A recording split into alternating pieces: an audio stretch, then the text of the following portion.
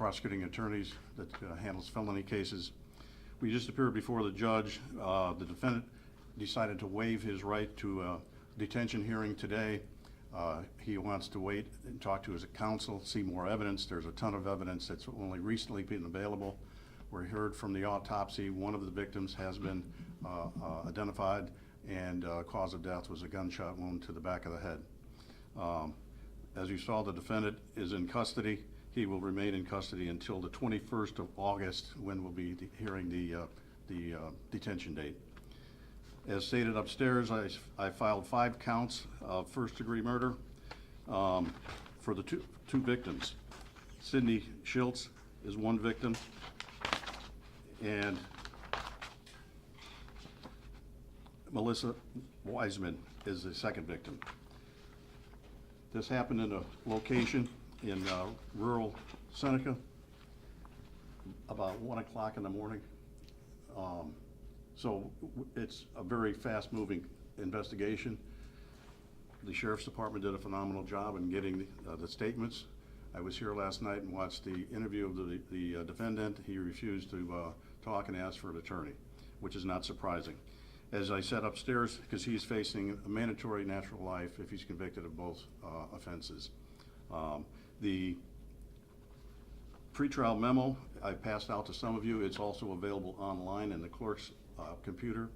It outlines about 2.5 pages of facts that we were going to present and we intended to present at the detention hearing involving how this happened, possibly why it happened. We don't know exactly yet. But it did occur on the 17th of July, as I said, late into the evening at a residence. The investigation revealed that there were 2 eyewitnesses to the shooting, and that is the 2 witnesses that we took into protective custody last night. Since he is detained, they will be released today to go home. However, they both gave statements. It was a individual by the name of Stephen Wilson and an individual by the name of Kaylin Ridinger. Each one of those people were in the bedroom at the time of the shooting and witnessed the shooting. And so they are very crucial to this case. We've done not countless, but many search warrants in different locations in order to try to recover the weapon. We believe that we probably have it. There were some at the crime scene, weapons that is. However, before the defendant left the house, he set it on fire, and an attempt obviously to cover up the scene. He was later captured after a manhunt.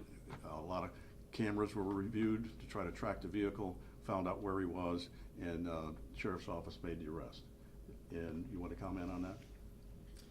Yeah. Hi, I'm David Ortiz, Undersheriff with LaSalle County. As I spoke yesterday, gave some details on when the Ronald W. Martin Jr. was taken into custody, and I gave some statements on that already. It was basically a joint effort from multiple agencies.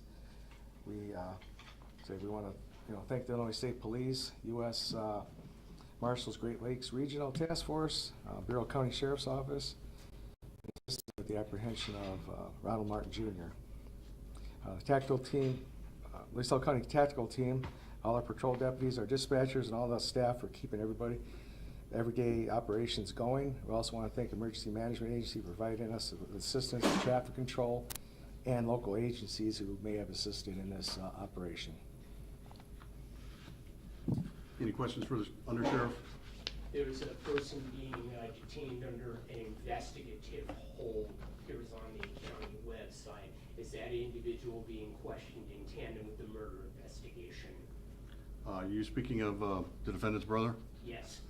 He was actually released, but he was questioned himself, and coincidentally, it's a matter of public record, his brother years ago was sentenced to 32 years in prison for murder. So he is a person of interest, but of probably aiding and abetting versus actually being there and participating. But no charges at this time? Not at this time, correct. When and where was Mr. Ronald Martin picked up? Can you tell me about the apprehension?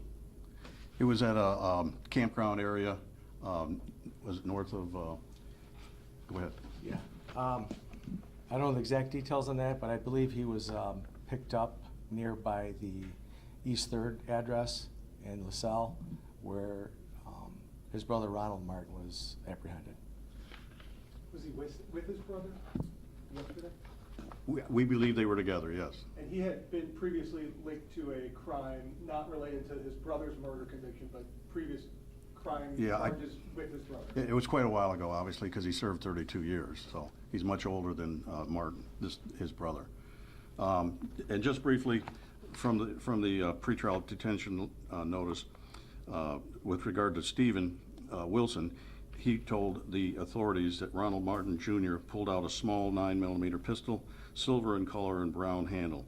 Stephen then stated that Ronald pointed the gun at Sidney. Stephen said that Ronald walked up to Sidney, pointed the gun to the back of his head, and then pulled the trigger. With regard to the eyewitness, Kayla Reidenberg, she indicated that she was in the room, that she had heard gunshots. Kaylin said that after the gunshots came she into the bedroom and was hit multiple times. So again, we have eyewitness testimonies to this. We believe we'd like to think that we have an idea of the motive. The house was dealing with a lot of narcotics, money, so it may be an argument over theft, stealing of drugs or money. We don't know that. Only the defendant knows that right now. Could you talk more about the relationship among all of these people? The female decedent was the girlfriend of the defendant. That's Melissa. Melissa, yeah. Melissa was the girlfriend of Ex-girlfriend, I believe. dating relationship. Dating relationship, Did yeah. they have children? Not that I'm aware of. But she had some of her own? I think so. What about the other individuals? Were they friends, a group of friends? They were living nearby and come over for what they do at, midnight, 1 o'clock in the morning, that kind of thing. But I don't know them to be real close friends or not. Who actually owns that residence where all this happened at? Is it one of the victims' homes, or? That I'm not sure. For the benefit of our peers, there is a cold case from 2004 that happened very near the incident in question. I think you're familiar with the Larison and Comer case. Is there any perceived connection, given the similarities, to victims' house set on fire? Not that I'm aware of. The two victims, were they related to each other in any capacity? Were they just friends? Just friends, I believe. Friends, and then Sydney is male, Uh, or is it female? Sydney's male, yeah.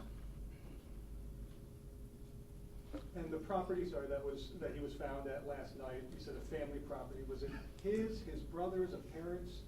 Is there like a family business that we're unaware of? Again, I'm not sure. You mentioned the narcotics. Did you find some narcotics on scene there yesterday?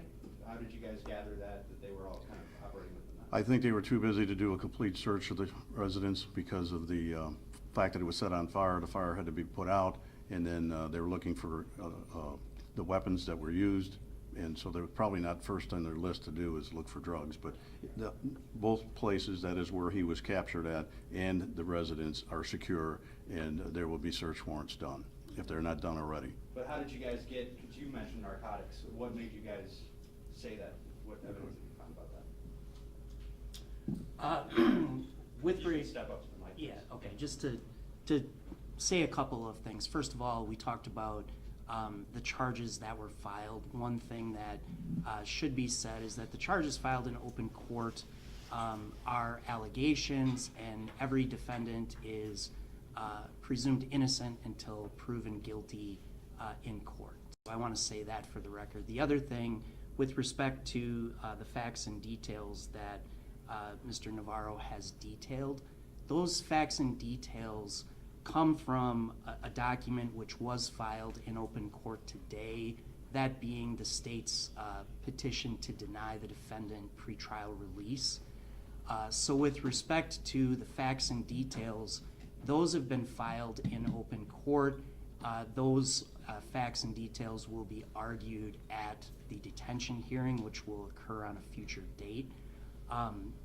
With respect to other facts and details, that's what we're kind of limited to at this time, because that's what was filed in open court, is court record, and will be argued at the detention hearing. So I wanted to give that caveat to a couple things. So most of the things that have been relayed, if not all of them, are part of that state's petition to deny pretrial release. And just to be clear, the 2 victims who survived, did they face any charges? No, not at this time. But they could in the future? Is there anything that related to narcotics that they could be charged with? Again, it's going to depend on what's found in the house, any statements from anyone else who may know something about this matter, but it literally happened less than 48 hours ago. So the witnesses were very tired. We put them up in a hotel room for their protection because the suspect was still at large. So we'll have to revisit that depending on the outcome of the search warrants at the house and the campground. And I know one of those witnesses was hurt from shrapnel yesterday. Are they gonna be okay? Yeah, I think he was actually hurt when he ran out of the house. We had some misinformation at first, which is not unusual, coming from the statements of the 2 people that were going to testify at trial. Yeah, and I can agree with that. I just had some information just recently. Here. Information recently regarding that. When I was told that the person that ran out of the house thinks he may have got those injuries as he was fleeing the house. At first, we had indications that he may have been shot. There was a lot of stuff going on at the time, but now it has been confirmed that he believes he was injured as he was leaving, fleeing the house, with some minor cuts and scratches.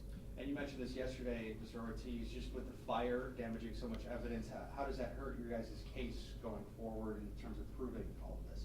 Yeah, well, it definitely makes it very difficult task.